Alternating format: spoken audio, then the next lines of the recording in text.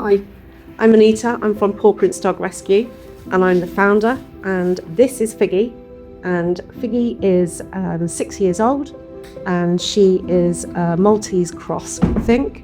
Unfortunately, 𝗙𝗍𝗍 here has got a grade 6 heart murmur. She'll go into palliative care for the rest of her life, and we will look after her by giving her all the medication and vet care that she needs. So Pawprints started in 2010 and registered as a charity in 2012. And since then, we've rescued thousands of dogs. Without us, those dogs would have been put to sleep, beyond doubt, especially in the current climate. Last year, we saved 141 dogs, and I would say 98% of those were from the local area, and around 90% of them were stray dogs.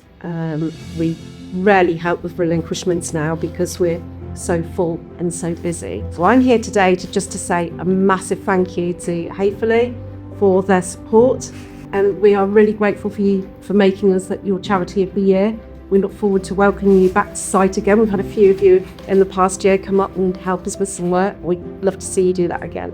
So thank you once again. Really appreciate it.